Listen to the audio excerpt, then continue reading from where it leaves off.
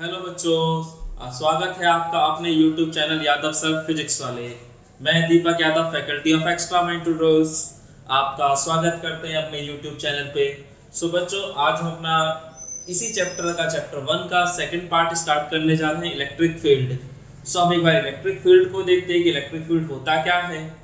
तो अगर हम इलेक्ट्रिक फील्ड की बात करते हैं तो जैसे आपने सपोज दैट आपने बचपन में देखा होगा कि अगर कोई मैग्नेट रखा हुआ है मान लिया जाए, तो इस मैग्नेट की वजह से क्या होता था, इस मैग्नेट के चारों तरफ एक ऐसा रीजन क्रिएट हो जाता था या स्पेस क्रिएट हो जाता था जिसमें अगर हम कोई दूसरा मैग्नेट रखते थे तो वो या तो इस मैग्नेट की तरफ अट्रैक्ट हो जाता था या रिपेल हो जाता था। ठीक है, तो अगर ऐसा होता था तो इसका मतलब ये था कि वो जो मैग्नेट है वो इसके मैग्नेटिक फील्ड के अंदर रखा हुआ है। लेकिन अगर एक मैग्नेट मेरे पास है और दूसरा मैग्नेट आपके घर पे रखा हुआ है तो क्या वहां कोई अट्रैक्शन या रिपल्सन दिखता था? नहीं। क्यों? क्योंकि वो जो मैग्नेट था वो इस मैग्नेटिक फील्ड के कहीं बाहर था। ठीक है, तो जैसे मैग्नेट की कहानी थी वैसे ही सेम चार्ज की भी कहानी होती है। अगर मैं कहीं पे भी कोई भी चार्ज रख देता हूं, जैसे मैंने यहाँ एक पॉइंट चार्ज रख दिया Q, तो इसकी वजह से क्या होगा, इसके चारों तरफ एक ऐसा स्पेस क्रिएट हो जाएगा जिसमें इसका इफेक्ट महसूस होगा। इफेक्ट महसूस होने का मतलब क्या है कि अगर मैं कोई भी दूसरा चार्ज पार्टिकल यहाँ रखता हूँ तो वो इसकी वजह से या तो अट्रैक्शन या रिपल्सन महसूस करेगा, यानी कि या तो वो इसकी तरफ अट्रैक्ट हो जाएगा या इससे दूर चला जाएगा। अगर ऐसा हो रहा है तो समझ जाइएगा कि ये जो चार्ज रखा हुआ है वो इसके इलेक्ट्रिक फील्ड के अंदर रखा हुआ है।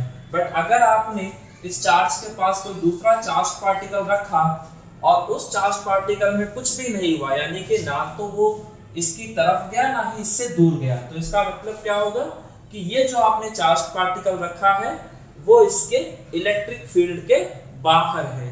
ठीक है, सो इलेक्ट्रिक फील्ड के अंदर है या इलेक्ट्रिक फील्ड के बाहर है, ये कैसे पता किया आपने? तो आपने बस ये देखा कि जहां मैं रख रहा हूं वहां पे आपका जो चार्ज पार्टिकल है फोर्स एक्सपीरियंस कर रहा है या नहीं कर रहा है। अगर फोर्स लगा तो यानी फील्ड के अंदर है, और नहीं लगा तो इसका मतलब फील्ड के अंदर नहीं है, यानी कि फील्ड के बाहर है। ठीक है, तो मैं कह सकता हूं कि इलेक्ट्रिक फील्ड क्या होता है, तो एक चार्ज के चारों तरफ की वो जगह जहां पे कोई भी दूसरा इलेक्ट्रिक चार्ज अगर रखा जाए तो वो उसके इफेक्ट को महसूस करता है, यानी कि अट्रैक्टिव या रिपल्सिव फोर्स महसूस करता है। तो उस पूरे रीजन को हम लोग इलेक्ट्रिक फील्ड कहते हैं। बाकी चार्ज जितना स्ट्रॉन्ग होगा, यानी जितने हायर मैग्नीट्यूड का जितना बड़ा चार्ज होगा उसका फील्ड जो होगा वो उतना ही बड़ा होगा, और चार्ज जितना छोटा उसका फील्ड भी उतना ही छोटा होगा। ठीक है, अच्छा जी, ये बिल्कुल वैसे ही है जैसे आपके गली मोहल्ले में कोई बदमाश है तो उस बदमाश की बदमाशी सिर्फ आपके मोहल्ले तक चलती है। आपके मोहल्ले में जो लोग हैं वो उससे डरते हैं, लेकिन वो लोग जो उस मोहल्ले से बाहर कहीं रहते हैं, जैसे मान लिया जाए कि कोई बदमाश है और वो नोएडा का बदमाश है, तो भाई नोएडा के बदमाश से नोएडा के एरिया के लोग ही डरेंगे ना, कि महाराष्ट्र के गांव का कोई बंदा डरेगा उससे? तो नहीं डरेगा। क्यों? क्योंकि उसका इफेक्ट वहां तक नहीं है। तो एक तरह से मैं कह सकता हूं कि उस बात बदमाश की जो बदमाशी है वो उसी रीजन के अंदर है, तो वो जो रीजन है वो उस बदमाश का बदमाशी फील्ड हो गया। ठीक है, अब उस बदमाश के का जो इफेक्ट है आप देखेंगे कि सबसे ज्यादा उस बदमाश से कौन डर रहा होगा, तो वो जो उस बदमाश के घर के सबसे पास होगा। क्यों? क्योंकि ये बदमाश कभी भी उठ के उसको थप्पड़ मार सकता है, लेकिन वो इंसान जो उससे काफी दूर है क्या वो उससे डरेगा? नहीं। तो यानी कि इस बदमाश का जो इफेक्ट है वो धीरे धीरे कमजोर होता चला जा रहा है और एक वक्त के बाद उसका इफेक्ट खत्म हो जा रहा है। ठीक है बच्चों, तो ये होती है बेसिक कहानी। अच्छा, तो हमें ये पता चला कि इसका जो इफेक्ट था वो धीरे धीरे कमजोर हो रहा है, यानी कि जैसे जैसे डिस्टेंस बढ़ता जा रहा है वैसे वैसे इफेक्ट कमजोर होता जा रहा है। और तीसरी चीज जो मैं यहाँ बोलूंगा वो ये है कि भाई इस बदमाश से डरेगा कौन? तो उस एरिया में रहने वाले सिर्फ लोग ही डरेंगे क्या? उस एरिया में रहने वाला गधा, घोड़ा, खच्चर, बिल्ली, कुत्ता डरेगा उससे? नहीं डरेगा जी। क्यों? क्योंकि इंसान का इफेक्ट तो इंसान ही महसूस करेगा। ठीक है, सीधा सा फंडा है। सो सेम कहानी यहाँ पे भी होती है कि अगर ये कोई चार्ज पार्टिकल है तो इस चार्ज पार्टिकल की वजह से एक पूरा ऐसा रीजन होगा जिसमें इसका इफेक्ट कोई भी दूसरा चार्ज पार्टिकल एक्सपीरियंस करेगा, और जैसे जैसे इस चार्ज पार्टिकल से दूर जाएगा, इस चार्ज पार्टिकल से जैसे जैसे हम दूर जाएंगे, इसका इफेक्ट जो होगा वो खत्म होने लगेगा और एक वक्त के बाद जाके उसका कोई इफेक्ट रहेगा ही नहीं। तो वो जो पूरा रीजन है उसी को हम लोग इलेक्ट्रिक फील्ड कह देते हैं। अच्छा जी, तो ये बात आपको समझ में आ रही होगी मोटी मोटी।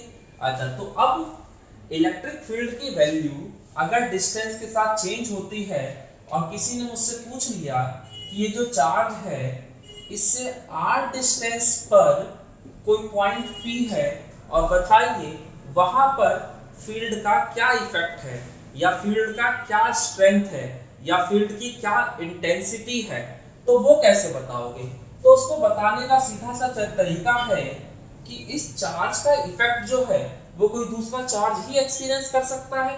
तो मैं क्या करूंगा, यहाँ पे बहुत छोटा सा चार्ज लाके रख दूंगा, इतना छोटा कि जिसका अपना खुद का कोई इफेक्ट ना हो।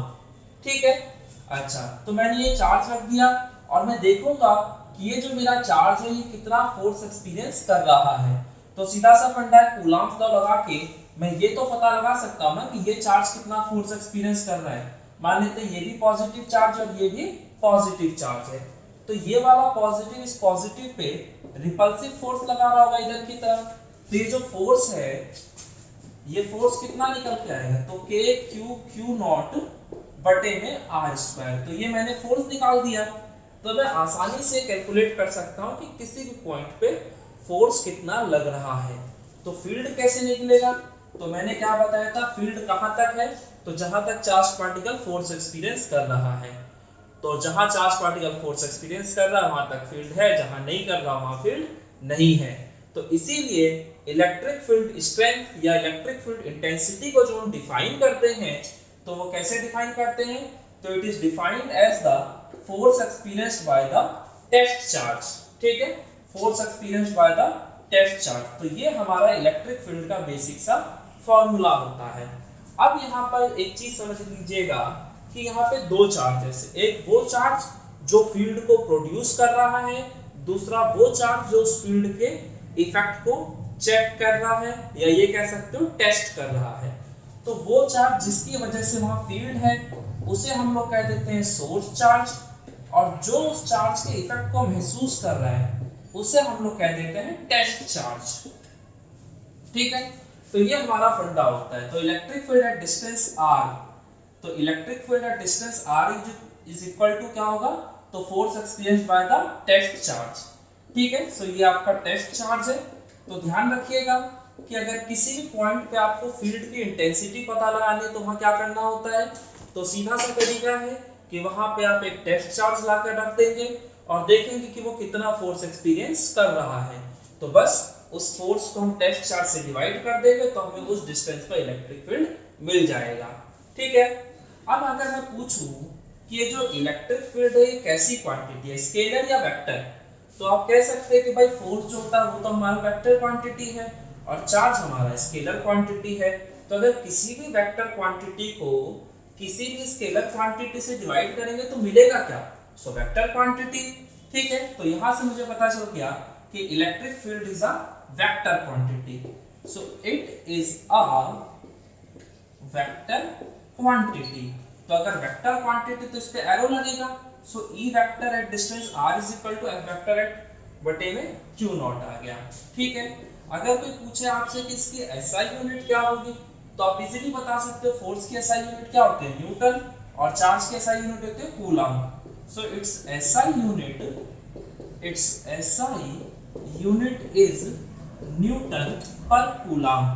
ठीक है, न्यूटन पर कूलम्ब या फिर वोल्ट पर मीटर, तो ये भी इसकी SI यूनिट होती है। तो दो यूनिट्स होती हैं इसकी। अच्छा, तो ये बातें समझ में आ रही है। ये यूनिट कैसे आई वो मैं आपको बाद में बताऊंगा। एक फॉर्मूला होता है इलेक्ट्रिक फील्ड का जो कि अभी आप बाद में पढ़ेंगे, dV/dr, यानी कि पोटेंशियल, या ये कह सकते हो इलेक्ट्रिक फील्ड किसके बराबर होता है, तो it is equal to the variation of potential with respect to distance, और इसी को हम लोग पोटेंशियल ग्रेडियंट भी कह देते हैं। यानी ऊपर वाला जो लिखा है वो है पोटेंशियल और जो नीचे की तरफ लिखा हुआ वो है डिस्टेंस। तो मुझे बताओ पोटेंशियल की SI यूनिट क्या होती है, वोल्ट, और डिस्टेंस की एसआई यूनिट मीटर, तो क्या बन गया वोल्ट पर मीटर। तो इसकी एसआई यूनिट हो गई वोल्ट पर मीटर। सो ये बात आपको समझ में आ रही होगी यहाँ तक। अच्छा, आपके दिमाग में एक सवाल उठ सकता है कि अगर ये चार्ज है तो ये भी चार्ज है भाई, और अगर ये चार्ज है और इसका फील्ड है तो ये चार्ज है तो इसका भी तो फील्ड होना चाहिए, ठीक है। और अगर इसका फील्ड है तो मुझे बताओ, मैं यहाँ पर पॉइंट पी पे क्या करना चाह रहा था, तो मैं इस चार्ज की वजह से यहाँ पर फील्ड की वैल्यू फाइंड आउट करना चाह रहा था, और उस वैल्यू को फाइंड आउट करने के लिए मैंने क्या किया था, यहाँ पर एक पॉजिटिव टेस्ट चार्ज लाके रख दिया। लेकिन जैसे इस टेस्ट चार्ज को रखूंगा, अगर इसका अपना फील्ड है तो आपको नहीं लग रहा कि वो ओरिजिनल फील्ड को कहीं ना कहीं मॉडिफाई कर देगा, उसके इफेक्ट को या तो बढ़ा देगा या तो घटा देगा, और कुछ भी करेगा तो ओवरऑल फील्ड तो चेंज हो गया ना। तो क्या जो मैं मेजर करना चाहता था वो मैं मेजर कर पा रहा हूं? तो जवाब आएगा नहीं, ठीक है। तो फिर करें क्या? हमें ये पता है कि बगैर टेस्ट चार्ज रखे तो काम चलना नहीं है, क्योंकि भाई फोर्स एक्सपीरियंस कौन करेगा, तो कोई ना कोई चार्ज ही करेगा, तो इसका मतलब चार्ज तो रखना पड़ेगा, और अगर चार्ज रख दिया तो उस चार्ज का फील्ड भी होगा, ठीक है। तो फिर तो मॉडिफिकेशन हो गया, यानी कि फील्ड चेंज हो गया जिसको मैं मेजर करना चाह रहा था वो। तो अब इसका क्या सॉल्यूशन है? तो मैंने अभी आपको थोड़ी देर पहले एक बात बोली थी कि अगर चार्ज बड़ा है तो उसका फील्ड भी स्ट्रांग होगा, चार्ज अगर छोटा है तो उसका फील्ड कमजोर होगा। बस यही पॉइंट मैं यहाँ पर यूज करूंगा, ठीक है। मैं यही पॉइंट इसका यूज करूंगा। तो ये देखो बच्चों, अगर चार्ज छोटा होगा तो उसका फील्ड भी तो कमजोर होगा ना। तो मैं क्या कर रहा हूँ, यहाँ पर इतना छोटा चार्ज ले रहा हूँ, इतना छोटा चार्ज ले रहा हूँ जिसका फील्ड जो हो ना के बराबर हो। ना के बराबर होगा मतलब उसका कोई भी इफेक्ट ना पड़ सके ओरिजिनल फील्ड पे, ठीक है। तो अगर इसका कोई इफेक्ट नहीं पड़ेगा तो जो मैं वैल्यू मेजर करना चाहता था वही वैल्यू मैं मेजर कर पाऊंगा। तो इसका मतलब मुझे यहाँ पर जो चार्ज लेना है वो बहुत ही छोटा चार्ज लेना है। कितना छोटा? तो जो लगभग 0 के बराबर हो। तो मैंने क्या किया, यहाँ पर लिमिट लगा दूंगा। So electric field at distance r is equal to limit q not approach to 0। तो ये क्या हुआ, मैंने जो टेस्ट चार्ज था मैंने बता दिया कि उसका साइज जो है लगभग 0 के बराबर है, यानी कि 0 का अप्रोच कर रहा है, लगभग 0 के बराबर है। तो ये मैंने चार्ज के साइज पर लिमिट लगा दिया है, ठीक है। तो बहुत छोटा चार्ज कर दिया मैंने। तो ये आपका एक्चुअल फॉर्मूला है। लेकिन कभी भी हमें अगर न्यूमेरिकल करना है तो हम इस फॉर्मूले को यूज नहीं करेंगे, वहां पे हम अपना नॉर्मल वाला ही फॉर्मूला यूज करेंगे F/Q0, ठीक है। तो Q0 क्या है? तो आपका टेस्ट चार्ज है। सो ये आपकी बेसिक सी कहानी थी जो आपको समझ में आई होगी। तो यहाँ से आपको ये पता चल गया कि भाई इलेक्ट्रिक फील्ड होता क्या है, उसकी एसआई यूनिट क्या होती है, उसकी वो कैसी क्वांटिटी यानी वेक्टर है, स्केलर है, और इलेक्ट्रिक फील्ड को निकालने का फॉर्मूला क्या होता है, यानी इलेक्ट्रिक फील्ड इंटेंसिटी निकालने का फॉर्मूला क्या होता है, ठीक है। तो ये कुछ बेसिक बातें हमने यहाँ पर सीख ली। चलिए बच्चे, अब इसके आगे बढ़ते हैं। तो बच्चों, अभी तक हमने जो देखा था वो इलेक्ट्रिक फील्ड का बेसिक कंसेप्ट देखा था। अब हम देखेंगे कि इलेक्ट्रिक फील्ड को हम लोग रिप्रेजेंट कैसे करते हैं, यानी कि ऑन पेपर हम लोग इलेक्ट्रिक फील्ड को कैसे दिखाते हैं। तो ऑन पेपर इलेक्ट्रिक फील्ड को दिखाने के लिए हम कुछ इमेजिनरी लाइंस का सहारा लेते हैं, और उन इमेजिनरी लाइंस को हम लोग इलेक्ट्रिक फील्ड लाइंस या फिर इलेक्ट्रिक लाइंस ऑफ फोर्स कहते हैं। और ये फील्ड लाइंस होती कैसी हैं? तो ये आपका कैसी भी हो सकती है, स्ट्रेट लाइन भी हो सकती है, कर्व भी हो सकती है।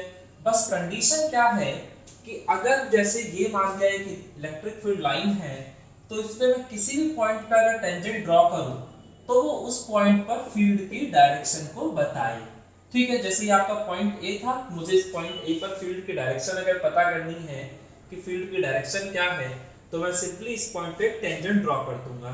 सेम ऐसे ही अगर मुझे पॉइंट बी पर फील्ड की डायरेक्शन पता करनी है कि फील्ड की क्या डायरेक्शन है, तो मुझे पॉइंट बी पर भी एक टेंजेंट ड्रॉ कर देना चाहिए, और ये टेंजेंट जो है ये पॉइंट बी पर फील्ड की डायरेक्शन को बता देगा। तो अगर हम कहना चाहें कि इलेक्ट्रिक फील्ड लाइंस क्या है, तो मैं बता दूं कि इलेक्ट्रिक फील्ड लाइंस आपकी इमेजिनरी लाइंस हैं, ठीक है। ये रियल में ऐसा कुछ नहीं होता, बस ये फील्ड लाइंस को हम लोग ग्राफिकली दिखाने के लिए ऑन पेपर कुछ इमेजिनरी लाइंस का सहारा लेते हैं और उन्हीं इमेजिनरी लाइंस को हम लोग इलेक्ट्रिक फील्ड लाइंस कहते हैं। ये होती तो इमेजिनरी है, लेकिन जो ये रिप्रेजेंट करती हैं वो बिल्कुल रियल है। सो ध्यान रखिएगा, electric field lines are imaginary lines but what they represent is a reality. लेकिन वो जो रिप्रेजेंट करते हैं वो एक रियलिटी है अपने आप में, ठीक है। सो सपोज दैट ये आपका एक इलेक्ट्रिक फील्ड लाइन है, तो इस पे जिस भी पॉइंट पे मैं टेंजेंट ड्रॉ करूंगा वो उस पॉइंट पे इलेक्ट्रिक फील्ड की डायरेक्शन बता देगा। अब देखो फील्ड लाइन जो था वो ऐसे जा रहा था इस तरफ को, एरो मैंने इधर दिखाया था ना, तो जितने भी टेंजेंट ड्रॉ होंगे वो ऐसे ही ड्रॉ होंगे। अगर इसी का डायरेक्शन जो होता, अगर ये लाइन ऐसे जा रही होती तो मैं किसी पॉइंट पे अगर टेंजेंट ड्रॉ करता तो फिर एरो जो होते वो इस तरीके से आते, तो एरो के डायरेक्शन को लेकर कोई कंफ्यूजन नहीं होना चाहिए, ठीक है। तो ये मैंने बेसिक आपको इलेक्ट्रिक फील्ड लाइंस की डेफिनेशन बता दी कि इलेक्ट्रिक फील्ड लाइंस क्या होते हैं। अब अगर मुझे फील्ड लाइंस ड्रॉ करने के लिए कहा जाए, जैसे कोई बोल दे कि एक आइसोलेटेड पॉजिटिव चार्ज है, उसकी वजह से बताइए फील्ड लाइंस कैसी बनेगी, तो हम बात कर रहे हैं for an isolated positive charge, isolated positive charge. So isolated positive charge का मतलब एक ऐसा पॉजिटिव चार्ज जो अकेला है, यानी जिसके आसपास कोई भी नहीं है, बिल्कुल तन्हा अकेला, ठीक है। तो ये पॉजिटिव चार्ज है, इसकी वजह से फील्ड लाइंस कैसी होंगी।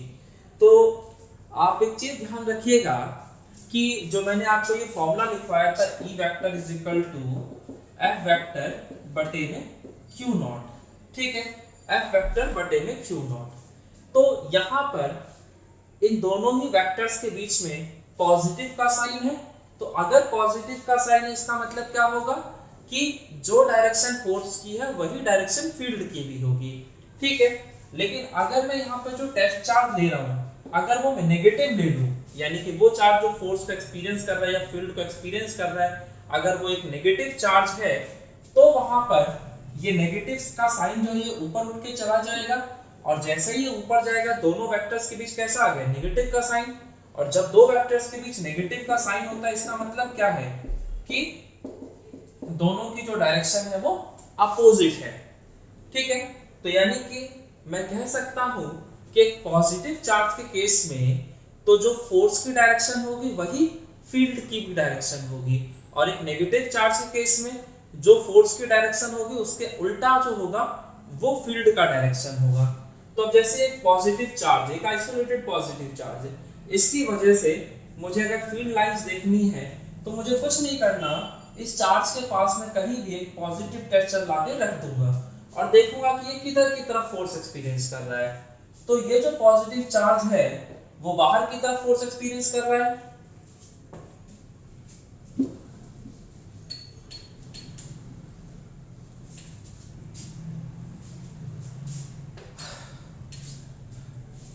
तो बच्चों अगर ये आइसोलेटेड पॉजिटिव चार्ज है और इसकी वजह से मुझे देखना है कि फील्ड की डायरेक्शन क्या होगी, तो सिंपल सा फंडा है, फील्ड की डायरेक्शन देखनी हो या फील्ड की वैल्यू पता करनी हो तो मुझे क्या करना चाहिए, वहां पर एक पॉजिटिव टेस्ट चार्ज लाके रख देना चाहिए।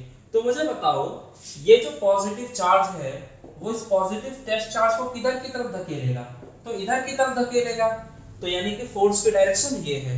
सो अगर फोर्स की डायरेक्शन ये है तो फील्ड की डायरेक्शन भी यही होगी, क्योंकि हमारा फॉर्मूला क्या था, so E vector is equal to F vector बटे में Q नॉट, ठीक है। तो इन दोनों वेक्टर्स के बीच जो साइन है वो प्लस का है, इसका मतलब जो डायरेक्शन इसकी होगी वही डायरेक्शन इसकी भी होगी। तो अगर फोर्स की डायरेक्शन ये निकल के आई है तो सीधा सा फंडा फील्ड की डायरेक्शन भी यही होगी। तो इस पॉइंट पे तो मुझे पता चल गया फील्ड की डायरेक्शन ये है, ठीक है। सेम ऐसे अगर मैं इस पॉइंट पे देखना चाहूँ तो यहाँ भी एक पॉजिटिव टेस्ट ला के रख सकता हूँ, तो ये पॉजिटिव चार्ज इसको इधर की तरफ धकेल देगा, यानी फोर्स की डायरेक्शन ये हो गई, सो फील्ड की डायरेक्शन भी यही होगी। अगर मैं इस पॉइंट पर देखना चाहूँ तो यहाँ भी जो फोर्स लगेगा पॉजिटिव टेस्ट चार्ज पे वो इधर की तरफ ही लगेगा। तो आप देख सकते हैं कि कहीं भी आप देखोगे तो आपको जो फील्ड लाइंस होंगी वो हमेशा बाहर की तरफ जाती हुई दिखेंगी, ठीक है। तो ये जो फील्ड लाइंस हैं इनको हम कहते हैं रेडियली आउटवर्ड, रेडियली आउटवर्ड, ठीक है। तो अगर ये फील्ड लाइंस निकल के जा रही है तो जा कहां रही है, तो कहीं इंफिनिटी की तरफ जा रही होंगी, ठीक है। ये फील्ड लाइंस कहां जा रही होंगी, तो कहीं इंफिनिटी की तरफ जा रही होंगी, तो ये ध्यान रखिएगा। अच्छा, मैंने यहाँ पे एक टर्म यूज किया रेडियली आउटवर्ड। सो रेडियली आउटवर्ड का मतलब क्या होता है, सो रेडियली आउटवर्ड का मतलब अलोंग द रेडियस और बाहर की तरफ, ठीक है। फील्ड लाइंस मेरी ऐसी ही थी, तो अगर ऐसे है तो आप देख सकते हैं कि ये सरफेस के परपेंडिकुलर, और सरफेस के परपेंडिकुलर मतलब रेडियस के अलोंग, तो इसीलिए मैं कहता हूं कि यहाँ पर जो फील्ड लाइंस है वो रेडियली आउटवर्ड है, ठीक है। अच्छा, ये तो हो गया एक आइसोलेटेड पॉजिटिव चार्ज की वजह से। अगर मुझे एक आइसोलेटेड नेगेटिव चार्ज की वजह से देखना हो तो वो कैसा होगा, तो हम जो सेकंड डिस्कस कर रहे हैं वो है एक आइसोलेटेड नेगेटिव चार्ज। सो आइसोलेटेड नेगेटिव चार्ज, तो जैसे ये मैंने नेगेटिव चार्ज रख दिया, मुझे इसके वजह से फील्ड लाइन देखनी है, तो यहाँ भी सेम कंसेप्ट ही होगा। उस फील्ड रीजन में कहीं पे भी आप एक पॉजिटिव चार्ज ला के रख दीजिए और देखिए कि वो फोर्स किधर एक्सपीरियंस कर रहा है, तो जिधर फोर्स की डायरेक्शन होगी वही फील्ड की डायरेक्शन होगी, ठीक है। तो ये जो नेगेटिव चार्ज है वो इस पॉजिटिव को अपनी तरफ खींच रहा होगा, तो यानी कि जो फोर्स की डायरेक्शन है वो ये है, तो फोर्स की डायरेक्शन ये बोले तो फील्ड की डायरेक्शन भी यही। सेम ऐसी में अगर यहाँ भी पॉजिटिव चार्ज रख लूंगा तो वो भी जो फोर्स एक्सपीरियंस करेगा वो अंदर की तरफ ही करेगा, यहाँ रखूंगा तो वो भी अंदर की तरफ। तो आप देख सकते हैं यहाँ पर जितनी भी फील्ड लाइंस हैं वो सभी के सभी अलोंग द रेडियस है और अंदर की तरफ जा रही है, यानी कि जो फील्ड लाइंस हैं सारी की सारी कैसी हैं, तो रेडियली इनवर्ड, रेडियली इनवर्ड, ठीक है। तो इस तरीके से आपने एक पॉजिटिव चार्ज और एक आइसोलेटेड नेगेटिव चार्ज के लिए देखा। जरूरी थोड़ा है कि हमेशा पॉजिटिव चार्ज और नेगेटिव चार्ज तन्हाई में ही रहेंगे, हो सकता है कभी इनको मिलने का मौका मिल जाए, तो उस वक्त कहानी क्या होगी, यानी कि हम बात कर रहे हैं a pair of two equal and opposite charges, ठीक है। तो उनके लिए एक बार इलेक्ट्रिक फील्ड लाइंस देख लेते हैं।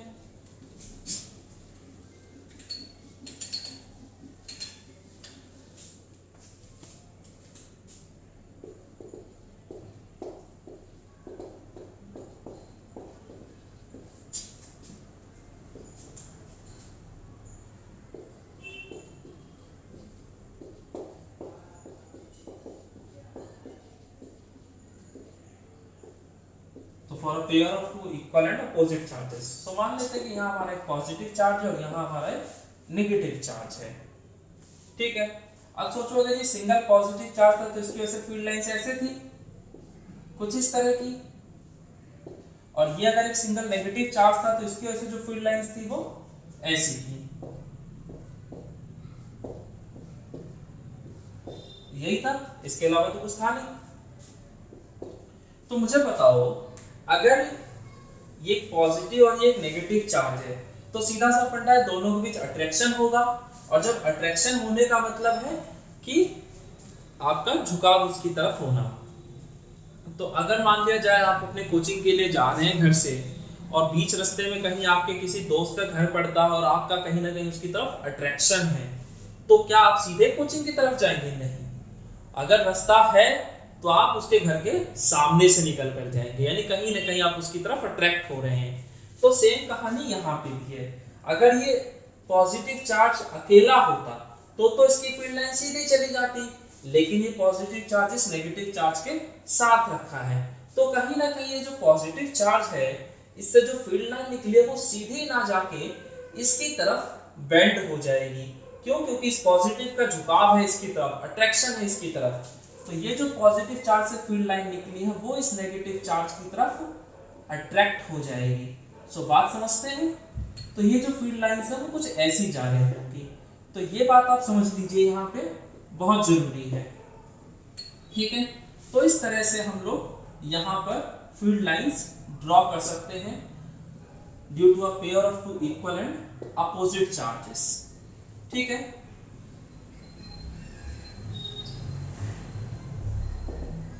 तो ये इस तरीके से आपकी फील्ड लाइंस ड्रॉ हो जाती है यहाँ पे।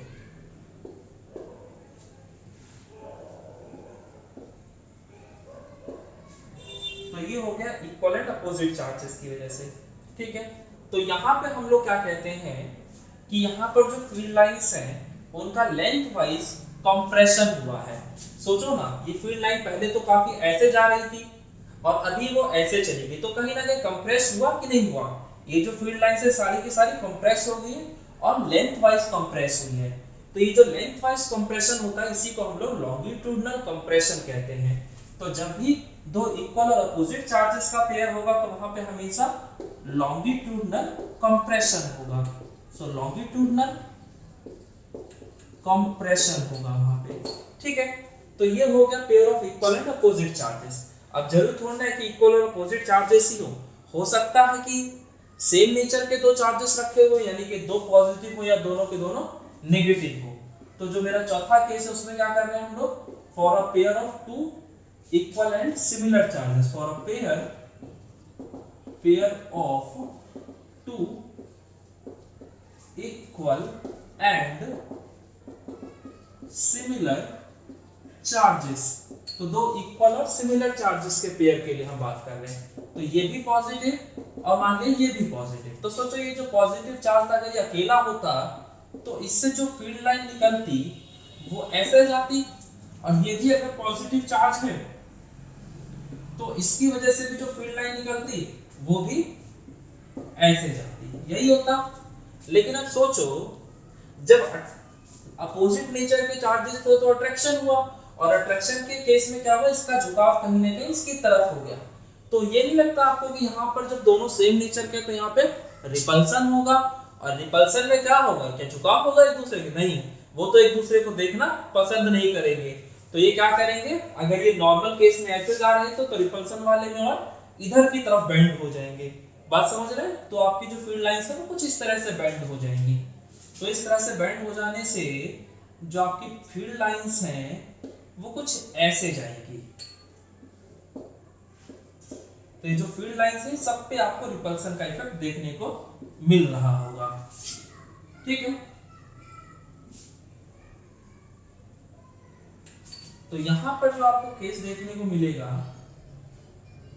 वो कुछ इस तरह का केस मिलेगा।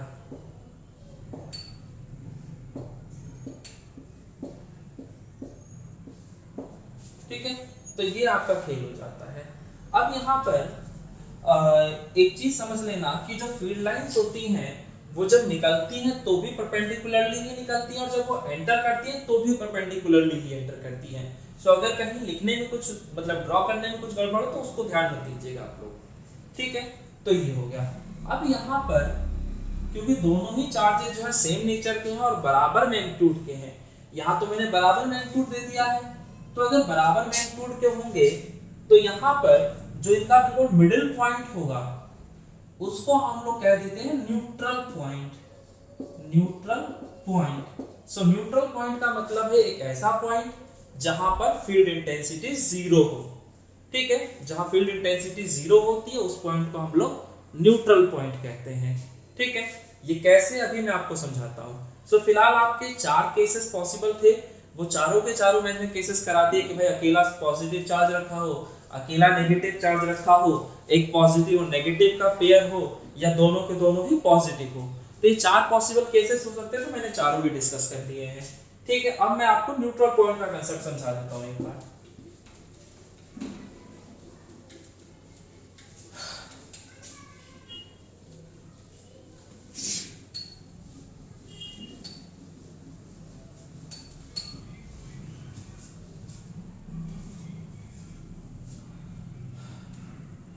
तो देखो बच्चों, ये एक चार्ज है मान ले Q, और ये भी चार्ज है Q। दोनों चार्जेस सेम नेचर के हैं और बराबर मैग्नीट्यूड के हैं। और कोई मुझसे पूछ ले कि बिल्कुल मिडिल वाला जो पॉइंट है वहां पर बताइए फील्ड इंटेंसिटी क्या होगी, तो आपको पता है कि जिस भी पॉइंट पर हमें फील्ड इंटेंसिटी निकालना हो वहां क्या कर देना चाहिए, पॉजिटिव टेस्ट लाके रख देना चाहिए। ठीक है, और पॉजिटिव टेस्ट चार्ज के लिए जो फोर्स की डायरेक्शन होगी वही फील्ड की भी डायरेक्शन होगी। तो मुझे बताओ ये वाला जो पॉइंट है अगर मैं इसको नाम दे देता हूँ A और इसको नाम दे देता हूँ B, तो ये जो A की वजह से यहाँ पर जो फोर्स होगा उसकी डायरेक्शन ये होगी, तो फोर्स की डायरेक्शन ये, तो फील्ड की डायरेक्शन भी ये। ठीक है, और ये जो B पर जो चार्ज रखा है वो इस पॉजिटिव चार्ज को इधर की तरफ धकेल रहा होगा। तो फोर्स की डायरेक्शन अगर ये हो गई तो फील्ड की डायरेक्शन भी यही हो गई।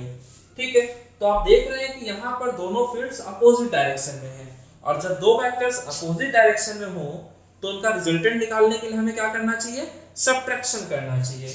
यानी कि यहाँ पर जो नेट इलेक्ट्रिक फील्ड आएगा वो कैसे आएगा, तो सिंपली सब्ट्रैक्ट करके आएगा। ठीक है, आपको मैंने फॉर्मूला बताया था इलेक्ट्रिक फील्ड का, तो वो क्या था, force experienced by the test charge. ठीक है, और जो फोर्स का बेसिक फॉर्मूला था वो क्या था, तो K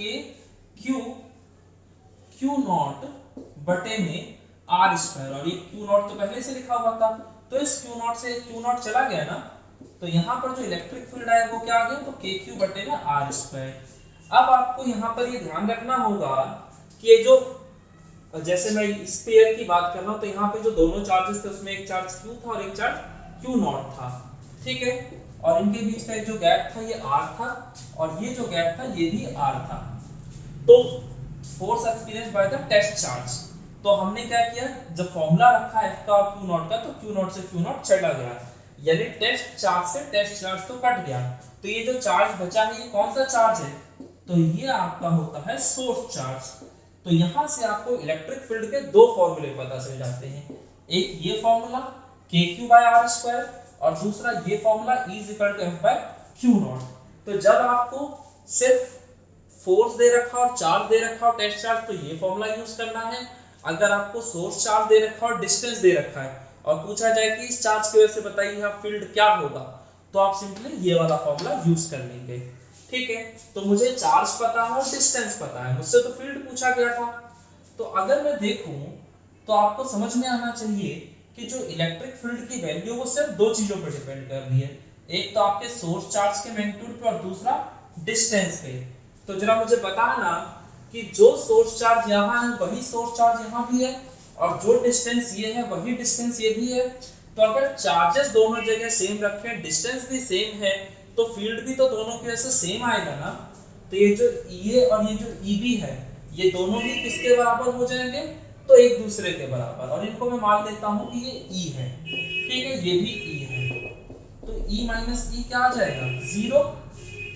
ठीक है, तो हमने क्या बता दिया आपको, तो हमने बस ये बताया है यहाँ से आपको कि अगर दोनों चार्जेस बराबर हैं और सेम नेचर के हैं, तो उनके जो बिल्कुल मिडिल वाला पॉइंट होगा वहां इलेक्ट्रिक फील्ड की वैल्यू क्या होगी, 0।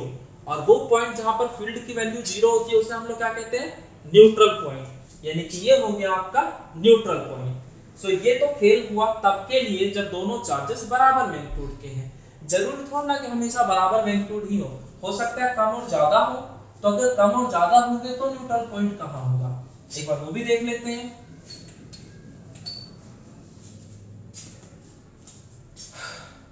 तो जैसे ये मान लेते हैं कि ये चार्ज हमारा Q1 है और ये चार्ज हमारा Q2 है, और दोनों के बीच का ये जो गैप है ये R है। ठीक है, और मुझसे बोला गया कि बताइए न्यूट्रल पॉइंट कहां होगा।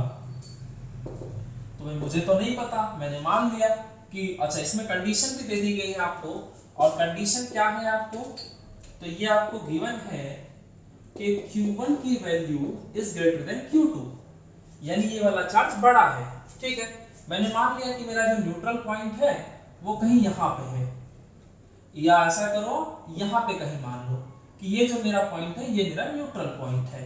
ठीक है, और इसकी जो दूरी है ये दूरी x है। तो अगर यहाँ से दूरी x है तो यहाँ से दूरी क्या होगी, तो भाई पूरे में से माइनस कर लो, तो ये दूरी बन गई r माइनस x। और जो पॉइंट पे मैं न्यूट्रल पॉइंट मान रहा हूँ यानी कि वहां फील्ड की वैल्यू 0 है, तो फील्ड की वैल्यू 0 कैसे आई होगी, तो वहां मैंने एक पॉजिटिव टेंशन मान के रखा होगा।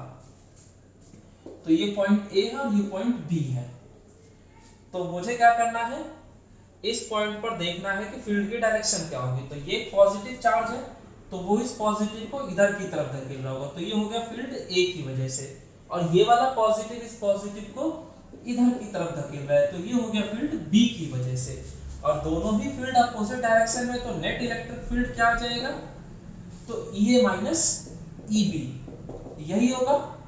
या हम ऐसे भी लिख सकते हैं इसको, या मैं ऐसे भी कह सकता हूं क्योंकि as the point P is neutral point, as the point P is neutral point. अगर हमारा पॉइंट P न्यूट्रल पॉइंट है तो इसका मतलब क्या हुआ? तो इसका सीधा सा मतलब हुआ कि इस पॉइंट पे दोनों फील्ड्स की वैल्यू बराबर है, यानी कि EA की वैल्यू EB के बराबर है। और EA क्या होगा? तो भैया ये जो EA फील्ड है वो तो इसकी वजह से है, तो K Q1 बटे में R स्क्वायर, R मतलब डिस्टेंस, डिस्टेंस बोले तो R माइनस एक्स का स्क्वायर। और EB अगर मैं देखना चाहूँ तो वो तो इस वाले चार्ज की वजह से यानी Q2 की वजह से है, तो वो क्या हो जाएगा? तो K Q2 बटे में x का स्क्वायर। तो ये सीधा सा फंडा हो गया। अब यहाँ पे इस Q से तो ये Q कट गया, तो बचा क्या? Q1 बटे में R माइनस एक्स का square is equal to Q2 बटे में x का स्क्वायर। कोई इशू तो नहीं है। अब मुझे बताइए कि जो Q1 है उसकी वैल्यू Q2 से बड़ी है ना, तो अगर ये दोनों टर्म्स बराबर हैं और इसका न्यूमरेटर इसके न्यूमरेटर से बड़ा है, तो ऑब्वियसली इसका जो डिनोमिनेटर है वो भी बड़ा होना चाहिए इसके डिनोमिनेटर से, यानी कि मैं लिख सकता हूं कि r माइनस एक्स का स्क्वायर जो होगा वो ग्रेटर देन होगा x स्क्वायर के।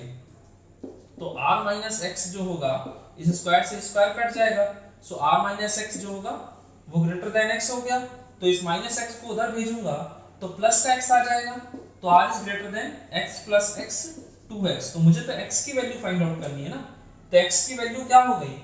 तो x की वैल्यू आ गई, इस 2 को इधर भेज देता हूं, सो r/2 is greater than x, यानी कि यहां से क्या निकल के आया? तो यहां से निकल के आ गया कि x की वैल्यू जो है वो लेस देन है r/2 से, सो x की वैल्यू लेस देन r/2 हो गई। तो r/2 का मतलब बिल्कुल बीच वाला पॉइंट, ये वाला पॉइंट, ठीक है।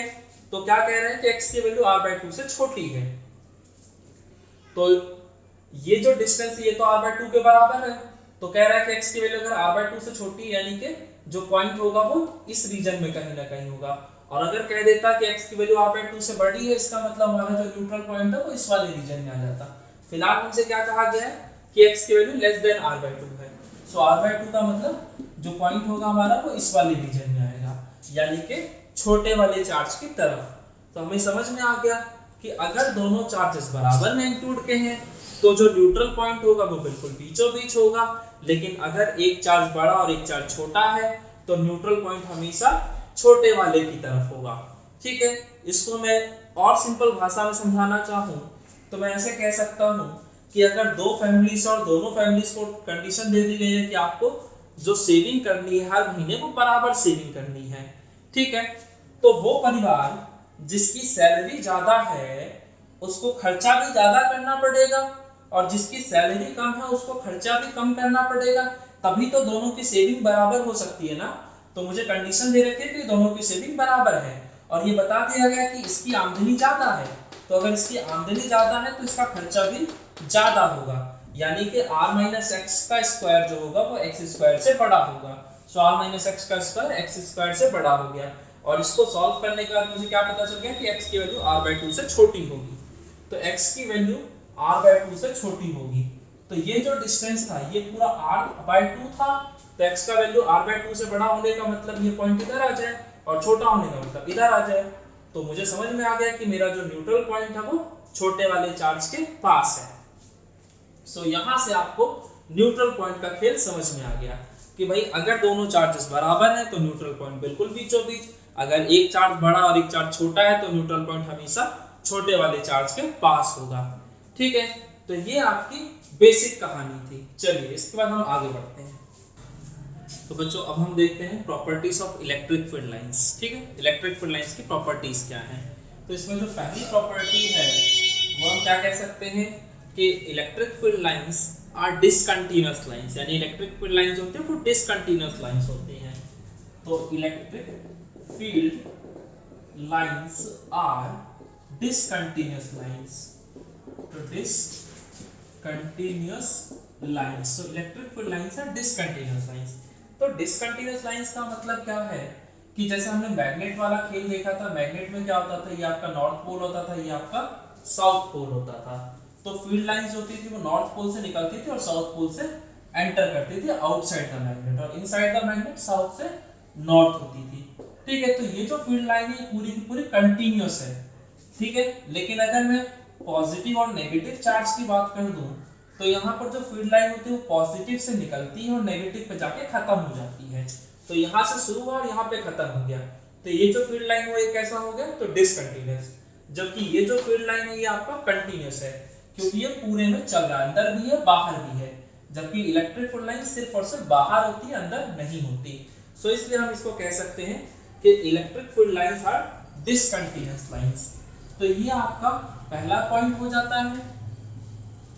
इसके बाद दूसरा पॉइंट क्या है कि अगर हम इलेक्ट्रिक फील्ड लाइंस पर टेंजेंट ड्रॉ करते हैं तो वो टेंजेंट उस पॉइंट पर फील्ड की डायरेक्शन को बताता है। जैसे अगर पॉइंट ए है और ये आपका एक इलेक्ट्रिक फील्ड लाइन है, तो इस पे मैंने अगर टेंजेंट ड्रॉ कर दिया तो ये टेंजेंट पॉइंट ए पर फील्ड की डायरेक्शन को बता देगा।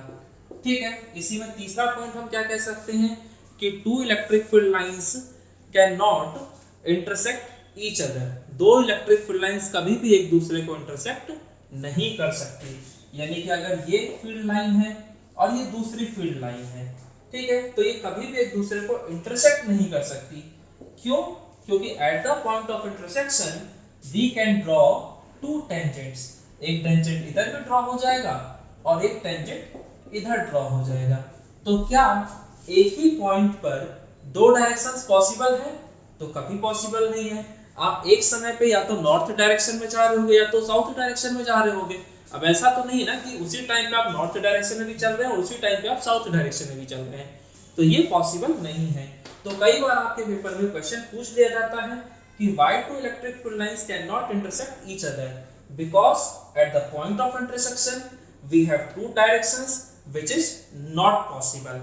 ठीक है, तो ये आपका दूसरा पॉइंट हो गया। इसके बाद हम तीसरा पॉइंट क्या कह सकते हैं, सॉरी 3 पॉइंट्स हो गए। हमारा चौथा पॉइंट क्या होगा इसमें, तो चौथे पॉइंट्स में हम लिख सकते हैं कि अगर दो इक्वल और अपोजिट चार्जेस है तो वहां पे हमेशा क्या होगा, तो लॉन्गिट्यूडनल कंप्रेशन होगा। मैंने आपको सिखाया था ना कि फील्ड लाइंस कंप्रेस हो जा रही थी लेंथ वाइज। तो अगर आपके इक्वल और अपोजिट चार्जेस है तो वहां पे हमेशा कंप्रेशन होगा, और अगर सेम नेचर के चार्जेस हो तो वहां पे हमेशा लेटरल प्रेशर लगता है। यानी जैसे मैंने कहा था कि एक पॉजिटिव चार्ज है और ये भी एक पॉजिटिव चार्ज है, तो इस पॉजिटिव चार्ज से जो फील्ड लाइन निकल रही है वो इस तरीके से है, इससे जो निकल रही है वो इस तरीके से है।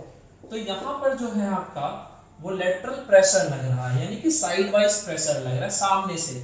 जैसे मान लो आपके पास झाड़ू है, फूल वाली झाड़ू, अगर फूल वाली झाड़ू को आप ऐसे पकड़कर और इस तरीके से दीवार से टच करोगे तो क्या होगा, सारा ऐसे फैल जाएगा।